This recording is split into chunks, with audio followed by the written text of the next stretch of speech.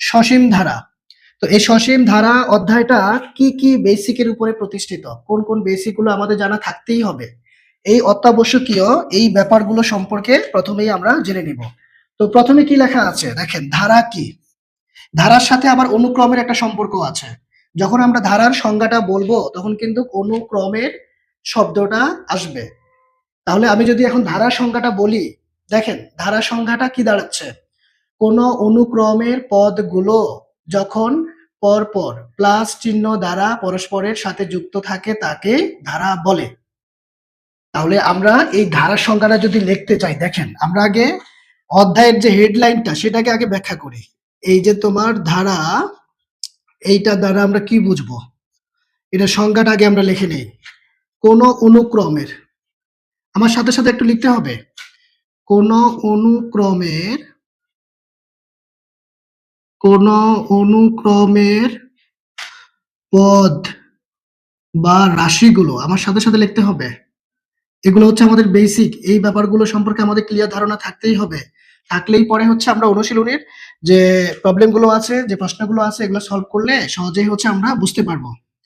তাহলে এইগুলো সম্পর্কে স্বচ্ছ ধারণা আগে আমরা হচ্ছে নিয়ে নেই। কি লিখেছি, কোন অনুক্রমের পদ বা রাশিগুলো, আচ্ছা পরপর, পরপর এটাকে আমি ব্যাখ্যা করব, আগে আমরা সংজ্ঞাটা লিখে নেই। পরপর প্লাস চিহ্ন দ্বারা, এই যে প্লাস দিয়েছি, প্লাস চিহ্ন দ্বারা,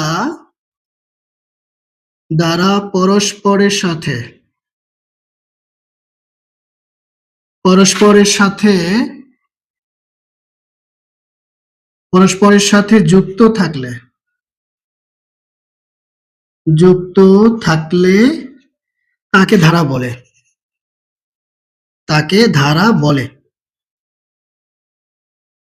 এবার আসেন একটা উদাহরণ যদি আমরা দিতে চাই, তাহলে আমি এখানে লিখলাম 2 প্লাস 4 প্লাস 6 প্লাস 8 প্লাস 10, ঠিক আছে, plus dot dot dot dot দিলাম আমি এখানে।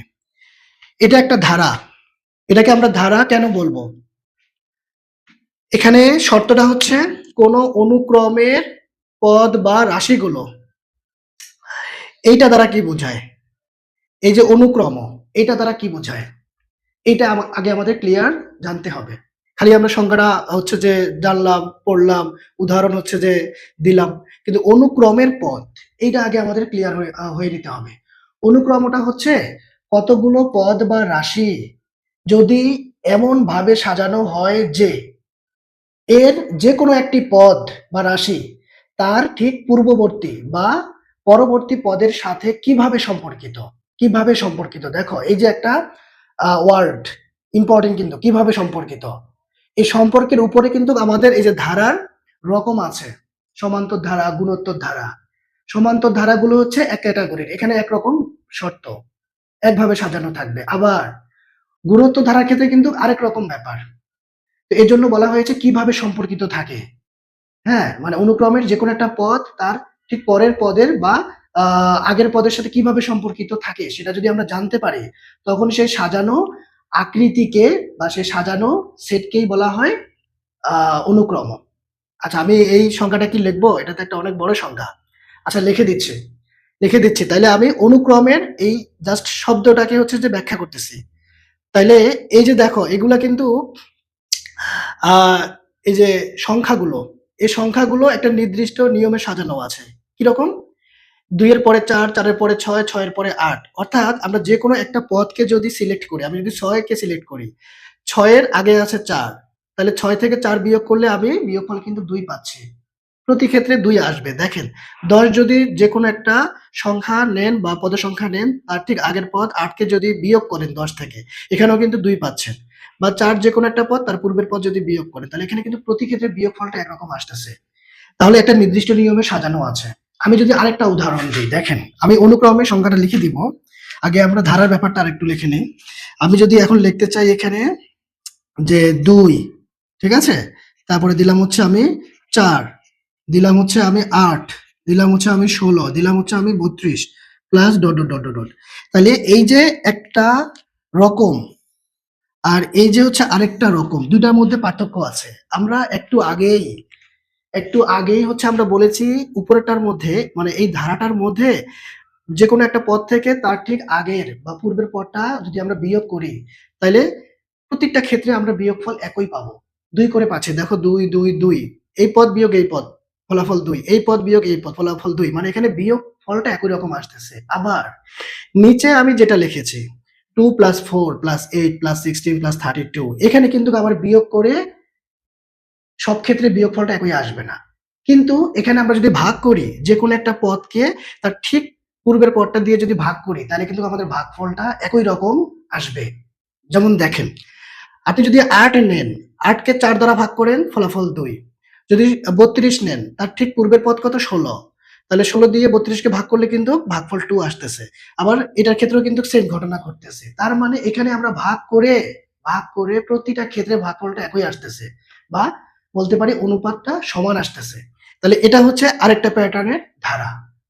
এর জন্যই কিন্তু এই যে অনুক্রমের মধ্যে বলা হয়েছে যে কতগুলো সংখ্যা বা রাশি যদি এমনভাবে সাজানো হয় যে যদি এর যেকোনো একটি পদ তার পরবর্তী বা পূর্ববর্তী পদের সাথে কিভাবে সম্পর্কিত থাকে, কিভাবে সম্পর্কিত। এখানে কিন্তু বিয়োগ করে ফলাফল একরকম, এখানে ভাগ করে আবার ফলাফল একরকম পাচ্ছি।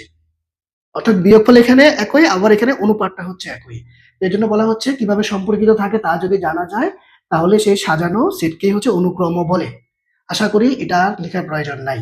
তবে ছোট্ট করে যদি একটু পার্থক্য দেখাইতে চাই অনুক্রম আর ধারার মধ্যে, সেটা হচ্ছে অনুক্রমের মধ্যে এই যে প্লাস চিহ্নগুলা থাকবে না।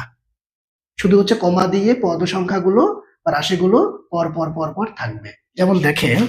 যেমন দেখেন আমি যদি এখানে লিখি যে 1, 3, 5, 7, 9, 11 ডট দিলাম। তাহলে কি হইলো? এখানে কিন্তু প্রত্যেকটা পদ সংখ্যা বা এই যে ডিজিট গুলো কিন্তু কমা দিয়ে পরপর লেখা আছে। মাঝখানে কোনো চিহ্ন নাই। এটাই কিন্তু হচ্ছে অনুক্রম। আর ধারার মধ্যে প্লাস চিহ্ন দ্বারা যুক্ত থাকবে। এজন্যই কিন্তু দেখেন সংজ্ঞায় কিন্তু লেখা হয়েছে অনুক্রমের পদ বা রাশিগুলো পরপর প্লাস চিহ্ন দ্বারা যদি যুক্ত থাকে তাহলে কিন্তু ধারার সৃষ্টি হবে।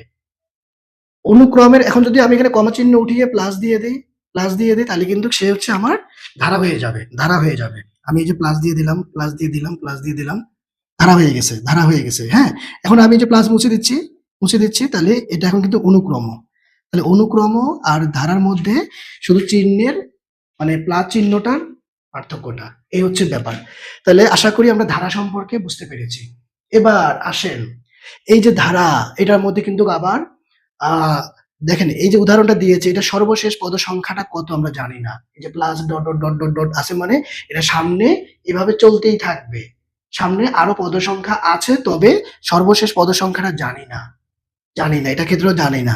যদি আমি এটা মুছে ফেলি, এখানে আমি ডট দিলাম না, তার মানে এটা সর্বশেষ পদ সংখ্যা 32।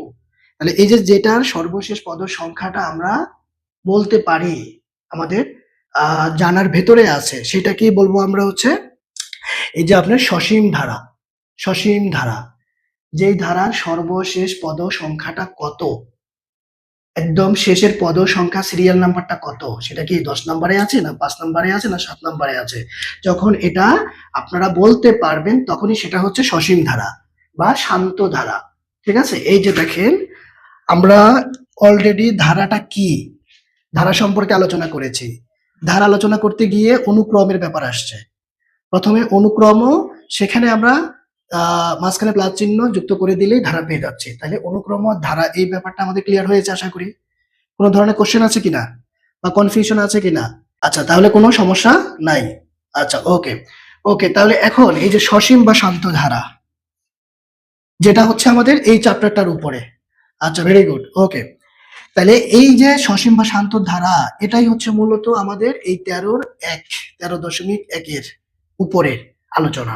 আবার 13.2 এর যেটা সেটা কিন্তু হচ্ছে আমাদের গুণোত্তর ধারার উপরে। এখন সসীম ধারার ক্ষেত্রে শেষ পদ সংখ্যাটা কত সেটা আমরা জানি। এই যে উদাহরণ দিয়েছি এটা। আবার এই যে এটার ক্ষেত্রে সর্বশেষ পদ সংখ্যাটা জানি না, তাহলে এটা হচ্ছে আমাদের অনন্ত ধারা। অনন্ত মানে সারা জীবন চলতেই আছে, থামাথামি নাই। আর যেটা সর্বশেষ পদ সংখ্যা আপনি জানবেন সেটা হচ্ছে আপনার সসীম ধারা। তাহলে সসীম ধারাও আমরা আলোচনা করলাম, অসীম ধারা বা অনন্ত ধারা আলোচনা করলাম। এবার আসেন এই চ্যাপ্টারটা যেই টপিকসটার উপরে যেটার উপরে আমাদের অঙ্কগুলো প্রশ্নগুলো আছে সেটাই হচ্ছে এই সমান্তর ধারা। এই সমান্তর ধারা, এখন এই সমান্তর ধারাটা কেমন? সমান্তর ধারা যদি এখন আমরা সংজ্ঞা লিখতে চাই, আশা করি এগুলো তোলা হয়ে গেছে। তোলা হয়ে গেছে ধারা আর অনুক্রম সংখ্যাটা আমি লিখলাম না, এটা তো আর যা আলোচনা করি সবগুলো কিন্তু রেকর্ডেড থাকবে, ঠিক আছে? এগুলো গ্রুপের মধ্যে দেওয়া হয়, আমাদের আলাদা গ্রুপ আছে, সেখানে কিন্তু এই সবগুলো ক্লাস আপলোড করা হয়। আচ্ছা, এবার আমরা আসি সমান্তর ধারা। সমান্তর ধারাটা কি, কখন হবে, কিভাবে বুঝবো, বা সমান্তর ধারা হওয়ার জন্য আমাদের কন্ডিশনটা কি, কন্ডিশনটা কি সেটা এখন আমরা একটু জানতে চাই। হ্যাঁ, তাহলে আসেন সমান্তর ধারা।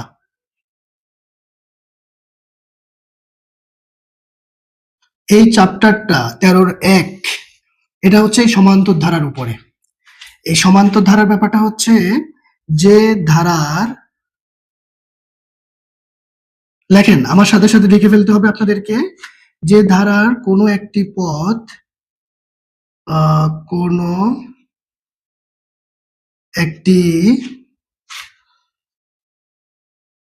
একটি পথ থেকে ঠিক তার পূর্ববর্তী পথ থেকে তার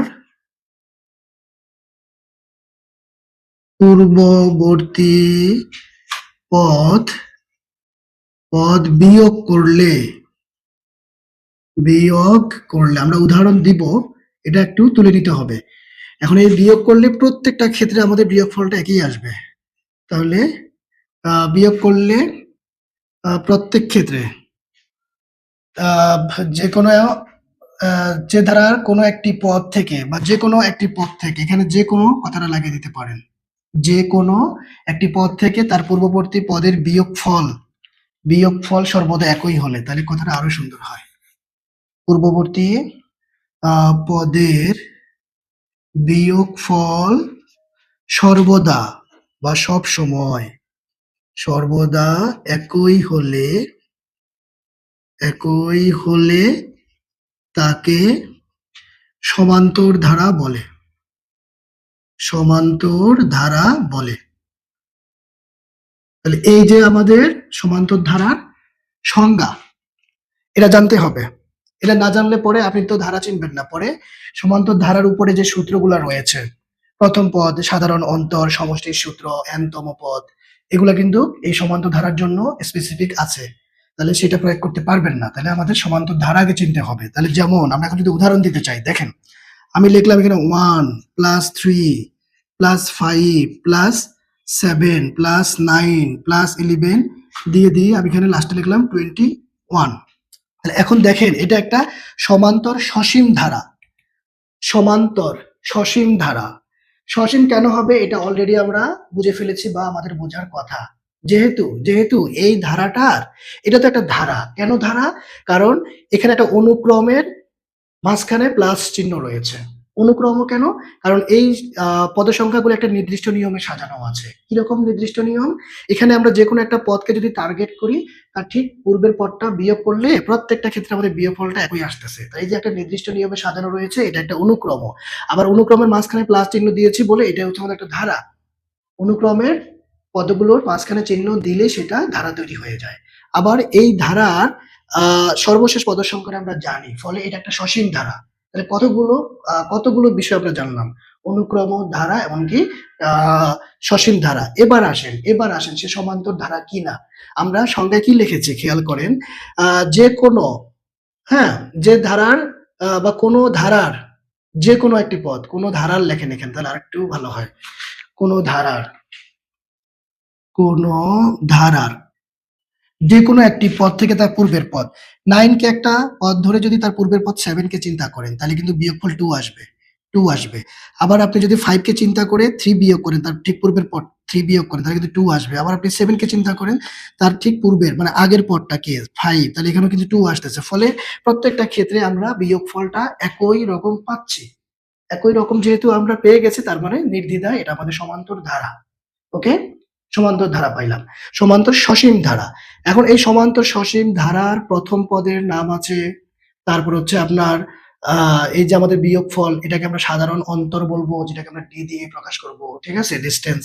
তারপর আমরা সমষ্টি সূত্র আছে, n তম পদের সূত্র আছে, এই হচ্ছে ব্যাপার। আচ্ছা, তাহলে আমরা সমান্তর ধারা জানলাম। এবার আসেন, এই যে আরেকটা ব্যাপার আছে, গুণোত্তর ধারা। গুণোত্তর ধারা, এই ব্যাপারটা কেমন? গুণোত্তর ধারার ক্ষেত্রে এখানে ভাগ করে করে প্রত্যেকটা ক্ষেত্রে ভাগফলটা একই রকম আসবে। প্রত্যেকটা ক্ষেত্রে আমাদের ভাগফলটা একই রকম আসবে। দেখেন, আমরা যদি একটা উদাহরণের সাহায্যে বুঝতে চাই, আমি লিখলাম হচ্ছে 2 plus 4 plus 8 plus 16 plus 32 plus, হ্যাঁ, তারপরে এটা আমি একটা অসীম অসীম গুণোত্তর ধারা লিখলাম।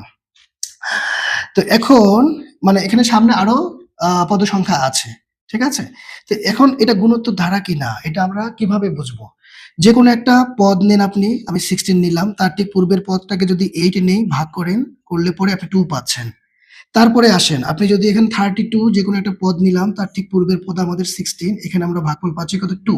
তাহলে প্রত্যেকটা ক্ষেত্রে এখানেও তাই, আবার 4 কে 2 দ্বারা ভাগ করলেও কিন্তু তাই পাচ্ছি। ফলে আমরা বলতে পারি যে এখানে এখানে যে কোনো একটা পদ থেকে তার ঠিক পূর্বের পদ ভাগ করলে আমাদের ভাগফল বা অনুপাত অনুপাত বা ভাগফল সমান, প্রত্যেকটা ক্ষেত্রে সমান। তাহলে এটা হচ্ছে আমাদের গুণোত্তর ধারা। তাহলে এখন এই গুণোত্তর ধারার সংখ্যাটা আমরা কি লিখতে পারি? কোনো একটি ধারার যে কোনো একটি পদ থেকে পদকে তার পূর্ববর্তী পদ দ্বারা ভাগ করলে প্রতি ক্ষেত্রে যদি ভাগফল বা অনুপাত সমান হয়, তাকে গুণোত্তর ধারা বলে। তাহলে দেখেন, আমি যদি এখন সংখ্যাটা লিখতে চাই এখানে, অলরেডি তো আমরা উদাহরণ দিলাম। গুণোত্তর ধারা সংখ্যাটা যদি আমরা লিখতে চাই, গুণোত্তর ধারা আমার সাথে সাথে তুলে ফেলতে হবে আপনাদেরকে। গুণোত্তর ধারা, গুণোত্তর ধারা আহ যে ধারার যে ধারার কোনো একটি পদকে তার পূর্ববর্তী তার পূর্ববর্তী পদ দ্বারা ভাগ করলে প্রতি ক্ষেত্রে ভাগফল সমান হয়, তাকে গুণোত্তর ধারা বলে।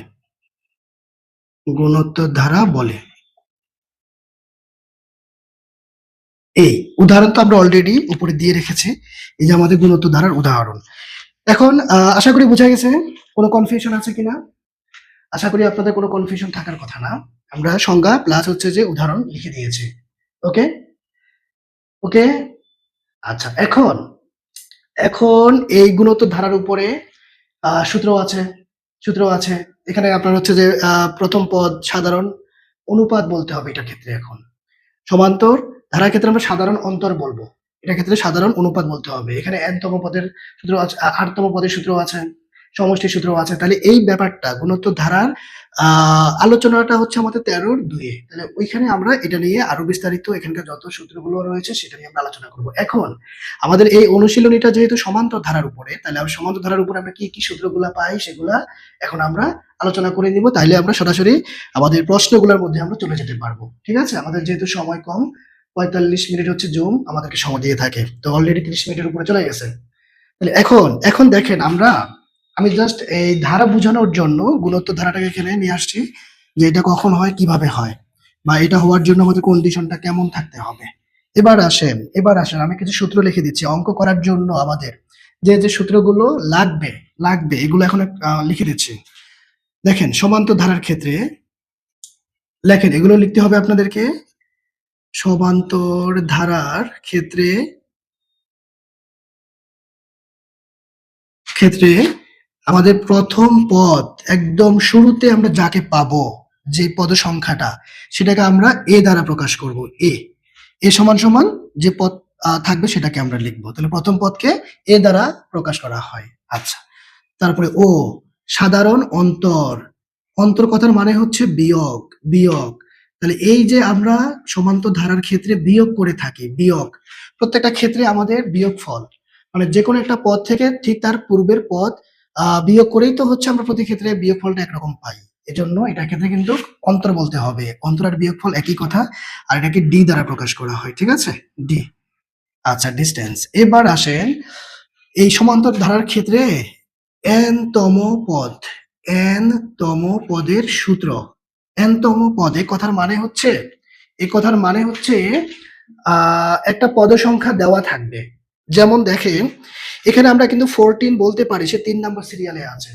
আবার ঠিক তার উপরের প্রশ্নে দেখেন এই যে 19 এটা কিন্তু 4 নম্বর সিরিয়ালে আছে। ও আরেকটা বড় প্রশ্ন বা বড় কথা হলো এই যে 5 নম্বর প্রশ্নটার দিকে আমরা যদি একটু খেয়াল করি, এখানে প্রত্যেকটা পদ সংখ্যার মাঝখানে কিন্তু দেখেন মাইনাস চিহ্ন আছে, মাইনাস। আমরা কিন্তু সংখ্যায় বলেছিলাম আমাদের ধারা হওয়ার জন্য অবশ্যই পদ সংখ্যাগুলোর মাঝখানে প্লাস চিহ্ন থাকতে হবে। তাহলে এখন এই প্রশ্নটার মধ্যে আমরা যে এই যে মাঝখানে মাইনাস চিহ্ন পেয়েছি, তাহলে এটাকে কি আমরা কোনোভাবে ধারা বলতে পারবো? এটা তো আমাদের শর্ত বিরোধী। সে তো আমাদের রুলস কে ভঙ্গ করেছে, প্লাস থাকার জায়গায় মাইনাস হয়ে গেছে। এই মাইনাস থাকলে কোনো সমস্যা নাই। কেন কেন সমস্যা নাই? আপনি যদি মাইনাস সহ 5টাকে ব্র্যাকেট বন্দি করে সামনে একটা প্লাস দিয়ে দেন, তাহলে তো আমার ধারা হয়ে যাচ্ছে। আপনি এই যে মাইনাস সহ 12 কে যদি ব্র্যাকেটের মধ্যে লিখে তার সামনে প্লাস দেন, এতে কি কোনো সমস্যা আছে? আমার তো মানের কোনো পরিবর্তন হবে না, কারণ আপনি যদি ব্র্যাকেটটাকে তুলে দেন তাহলে প্লাসে মাইনাসে মাইনাস করে আমি আবার পূর্বের লাইনটাকে ফিরে পাচ্ছি। অর্থাৎ দেখেন আমি মাঝখানে যদি এই জায়গাটুকু ব্যাখ্যা করি, এই যে আমি 2 লিখলাম প্রথম পদ, তাহলে আমার ধারা হওয়ার জন্য প্লাস থাকবে, দিলাম। এরপরে মাইনাস সহ 5টাকে আমি ব্র্যাকেট বন্দি করলাম। তারপর আমার ধারা হওয়ার জন্য প্লাস লাগবে, আমি দিলাম। তারপর মাইনাস সহ 12টাকে আমি ব্র্যাকেট বন্দি করলাম। তারপরে আমার সর্বশেষে আছে কি 19। তাহলে এই যে মাইনাস সহ 19টাকে ব্র্যাকেট বন্দি করে আমার ধারার যে শর্ত সেটার এই যে প্লাস চিহ্ন আমি দিয়ে দিলাম। তাহলে এখন দেখেন তো আমার ধারার যে শর্ত কিন্তু ফুলফিল হয়েছে। আবার মাঝখান দিয়ে আমার মানেরও কোনো পরিবর্তন হয় নাই। কারণ আপনি ক্লাস 10 এর স্টুডেন্ট হিসেবে আপনারা অবশ্যই কিন্তু জানেন যে মানে আমরা যদি এখন ব্র্যাকেট তুলে দিতে চাই, তাহলে সামনের চিহ্ন দিয়ে অবশ্যই গুণ করতে হবে। তাহলে প্লাসে মাইনাসে মাইনাস, প্লাসে মাইনাসে মাইনাস, প্লাসে মাইনাসে মাইনাস, তার মানে আমার আগের সংখ্যাগুলো চিহ্ন সহ চলে আসতেছে। তাহলে এতে করে আমার মানে পরিবর্তন হচ্ছে না। তাহলে আমরা বলতে পারি মাইনাস থাকলে পরে সে কিন্তু আমাদের আসলে শর্ত বিরোধী নয়, শর্ত বিরোধী নয়। এই হচ্ছে ব্যাপার। আচ্ছা, তাহলে আমরা কোন আলোচনাটার মধ্যে ছিলাম? আমরা কোন আলোচনাটার মধ্যে ছিলাম? যে এই যে n তম পদ। হ্যাঁ, তাহলে এখানে এই যে আপনার -19 এই বেটা আমাদের 4 নাম্বার সিরিয়ালে আছে, আমরা বলতে পারি। কিন্তু কিন্তু এই যে দেখেন আপনার প্রশ্নের মধ্যে এই যে দেওয়াই আছে এই যে আপনার 301, এটা কত নাম্বার সিরিয়ালের পদ? আবার এখানে 392, এই যে এই সংখ্যাটা আপনার এই যে 6 নাম্বার প্রশ্নে সে কত নাম্বার সিরিয়ালের পদ এটা আমরা জানি না। এটাকেই বলা হয় n তম পদ সমান এত। সেখানে আমরা n তম পদের সূত্র প্রয়োগ করব। একটা পদ সংখ্যা দেওয়া আছে, তার সিরিয়াল নাম্বারটা আমরা জানি না, সে আসলে অ্যাকচুয়ালি কত নাম্বার সিরিয়ালে গিয়ে তার অবস্থানটা এটা জানার জন্যই আমাদের n তম পদের সূত্রটা প্রয়োগ করতে হবে। তাহলে এটা সূত্রটা কি? এটা সূত্রটা হচ্ছে আমাদের আপনাকে লিখতে হবে a plus n minus 1 into D. এটা হচ্ছে আমাদের n তম পদের সূত্র। এখন এখন এখন এই যে এ দ্বারা কি বোঝায়? প্রথম পদ আপনার ধারার মধ্যে যে প্রথম সিরিয়ালে থাকবে শুরুর পদ সংখ্যাটা তাকে বসাইতে হবে এর জায়গায়। এন তো হচ্ছে আমরা জানি না, আমরা এর মান বের করব। আবার এই যে ডি, এটা আমার সাধারণ অন্তর। তো আমার ধারার মধ্যে অন্তরটা কত, এটা তো আমি যে কোনো একটা পদ থেকে ঠিক তার পূর্বের পদটাকে বাদ দিলে পরে আমি পেয়ে যাচ্ছি। তাহলে এই মানগুলো বসাইলে পরে আমি কিন্তু n তম পদের সিরিয়াল নাম্বারটা পেয়ে যাব। তাহলে এই হচ্ছে একটা সূত্র। আরেকটা সূত্র আমাদের আছে ইম্পর্টেন্ট, সেটা হচ্ছে সমষ্টির সূত্র। সমষ্টির সূত্রটা আমি এখানে জায়গা হবে আশা করি, যে প্রথম n সংখ্যক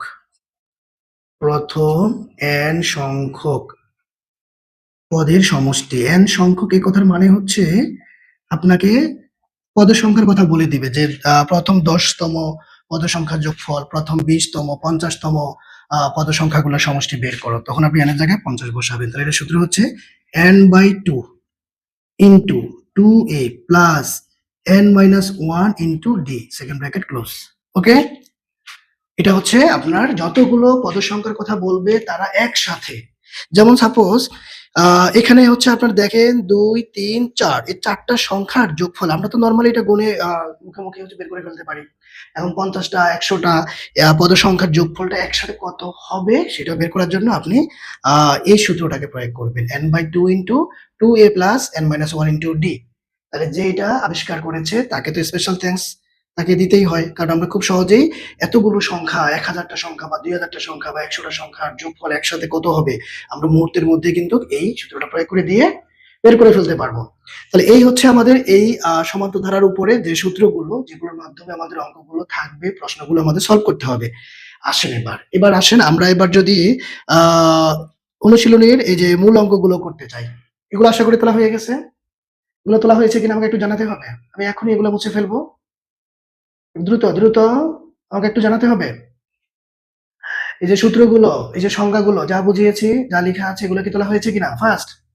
আমাদের সময় কিন্তু আর বেশিক্ষণ নাই। হ্যাঁ, থ্যাংক ইউ। আচ্ছা, তাহলে সবার তোলা হয়ে গেছে, ভেরি গুড। আচ্ছা, ওকে। তাহলে এখন আমরা মূল অঙ্কে চলে যেতে চাই। এখানে 3টা অঙ্ক আছে, তার মধ্যে দেখেন সবাই খেয়াল করেন যে শেষের 6 এবং 7 এই 2টা প্রশ্ন কিন্তু সেম, এখান থেকে আমরা একটা করতে চাইবো। আর আরেকটা কথা বলে রাখি, আমি কিন্তু 5 এবং 6-7 থেকে যে কোনো একটা করব। তো এর মধ্যে যদি ক্লাস অফ হয়ে যায়, তাহলে কিন্তু এগুলো রেকর্ডেড থাকবে। গ্রুপে জয়েন হয়ে নেবেন, আমি গ্রুপের লিংক পাঠিয়ে দেবো, ওই গ্রুপে এই রেকর্ডেড ক্লাসগুলো থাকবে। ক্লাস করতে শেষ পর্যায়ে দেখা যায় ফিনিশিংটা আসলে পর্যন্ত থাকে না, কিন্তু আমি ক্লাস কন্টিনিউ করে যাব। আর আরেকটা কথা, আপনাদের ক্লাস কিন্তু হচ্ছে এই যে 9:30টায় থাকবে না। আপনাদের ক্লাসটা আমি ইফতারের পরে অর্থাৎ 7টা 7:15টার মধ্যে শুরু করে দিব। ঠিক আছে, এটা জানিয়ে রাখলাম। হ্যাঁ, এই রমজান মাসের জন্য একটু টাইম শিডিউল একটু চেঞ্জ হচ্ছে।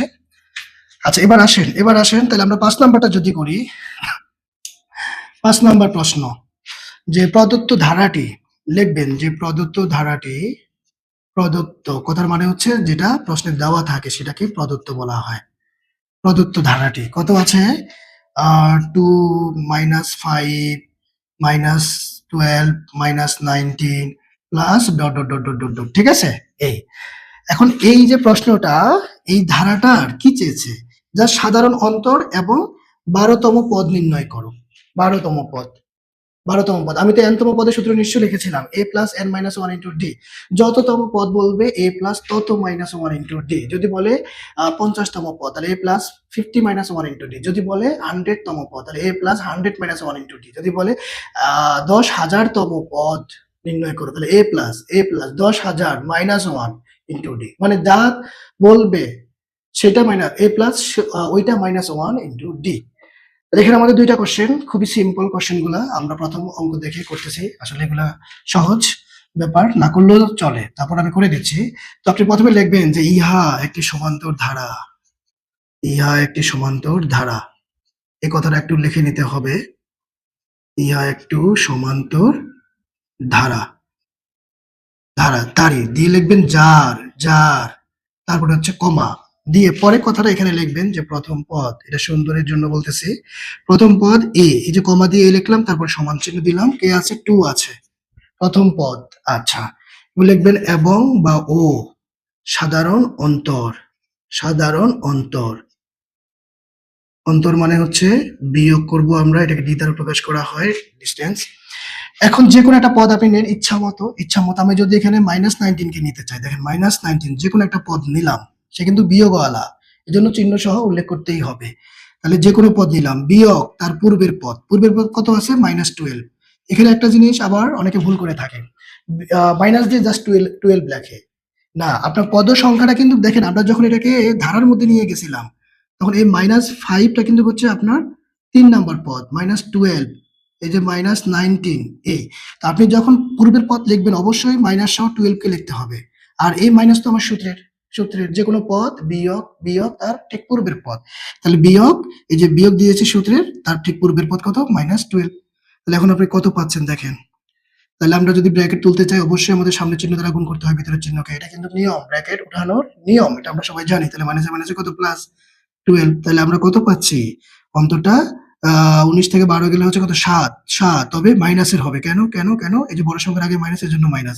প্লাসে মাইনাসে মাইনাস করেছি, এরকম না ব্যাপারটা, কিন্তু এগুলো আপনারা জানেন, এগুলো ছোট ক্লাসের পড়া।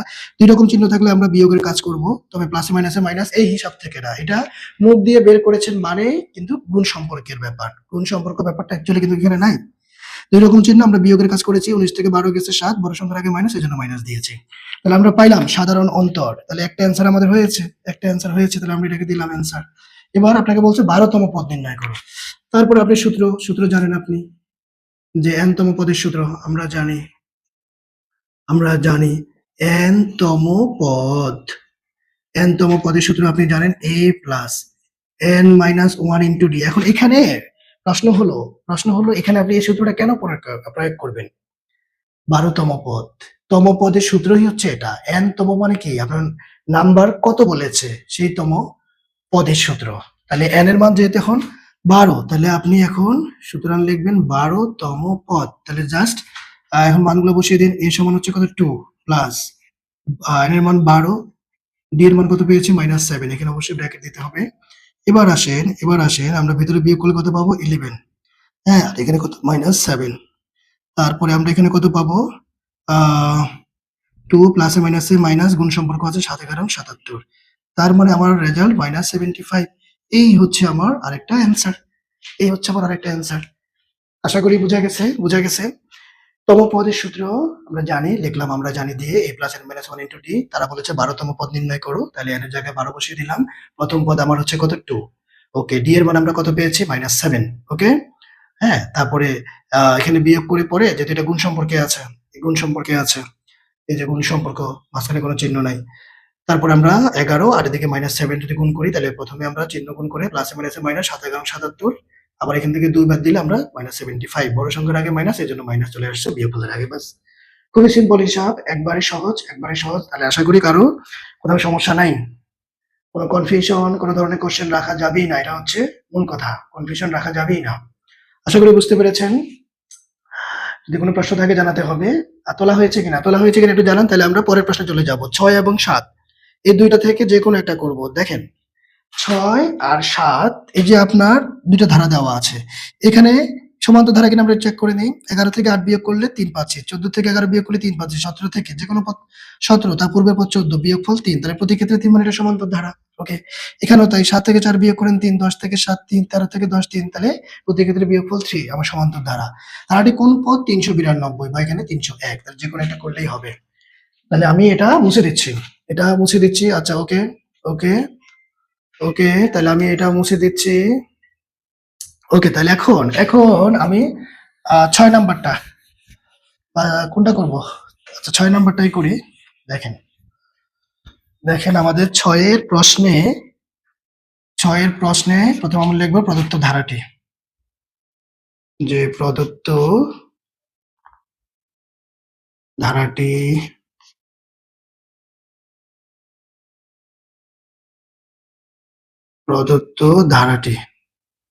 ধারাটি কত আছে? 8। আচ্ছা, দেখেন এখানে আমরা ধারাটাকে তুলে নিব। 8 প্লাস 11 প্লাস হচ্ছে কত? 14 plus 17 plus dot dot dot dot. Okay, এবার আসেন যে এটি একটি বা ইহা একটি ইহা একটি সমান্তর ধারা। ইহা একটি সমান্তর ধারা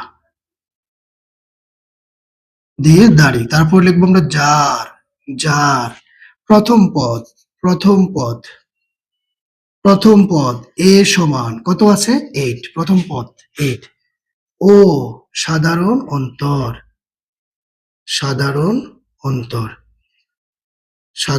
অন্তর এটাকে ডি দ্বারা প্রকাশ করা হয়। ডি, তাহলে যে কোনো একটা পদ নেন আপনি, যে কোনো পদ। আপনি যদি 14 নেন, ঠিক তার পূর্বের পদ বিয়োগ করেন, আপনি কিন্তু ফলাফল পাচ্ছেন কত? 3।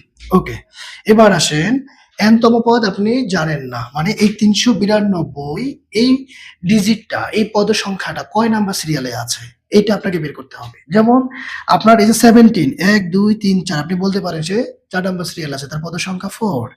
14 সে 3 নাম্বার সিরিয়ালে আছে, এটা হচ্ছে আমাদের তৃতীয় পদ, এটা চতুর্থ পদ, এটা দ্বিতীয় পদ। এখন আপনার এই 392 বা 301, এটা পদ সংখ্যা কত নাম্বার, এটা এখন বের করার বিষয়। তাহলে এখন আপনি যেটা করবেন যে এখানে বা ধরি n তম পদ হচ্ছে কি 392, যদি আমরা যেহেতু 6 নাম্বারটা করতেছি। এবার বা দিয়ে বা সূত্র প্রয়োগ করেন, n তম পদের সূত্র a plus n minus 1 into d সমান 392। এবার বা মান বসান 8 প্লাস এইট প্লাস এবার হচ্ছে আপনার এন মাইনাস ওয়ান, এন এর মান তো আমরা জানি না, ডি হচ্ছে আমরা জানি কত 3, তারপর 392। এবার আসেন এখানে যদি আমরা গুণ করে দেই তাহলে কত পাবো 3n মাইনাস 3। এরপরে আপনি পক্ষান্তর করে দিন, 8 প্লাসের জন্য ডান দিকে এসে হচ্ছে মাইনাস হয়ে গেল। তারপরে হচ্ছে আপনি কি করবেন 3n। এবার আবার 392 থেকে যদি আমরা 8 বাদ দিই তাহলে কত পাবো 384। 6 2 8। আচ্ছা, এখন বাকি অংশটুকু আমরা এখানে করতে চাই।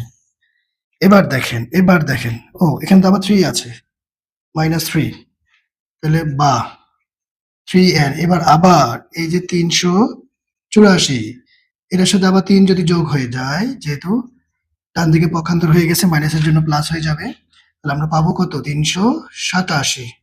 ওকে, এবার n এর মান বের করার পালা, জাস্ট আমরা ভাগ করে দিব, কেন যেহেতু গুণ সম্পর্কে আছে ডান দিকে এসে ভাগ হয়ে যাবে। তাহলে কত পাবেন 3 একে 3, 3 দুগুণা 6, তারপরে হচ্ছে 27, 3 নং 27। তার মানে সুতরাং আমরা বলতে পারি n সমান 129। অর্থাৎ এই বেটা 392, এই সংখ্যাটা, এই পদ, এই রাশিটা, তার সিরিয়াল নাম্বার হচ্ছে 192, সরি 129, 129 নাম্বার সিরিয়ালে সে আছে, সে 129 নাম্বার সিরিয়ালে আছে।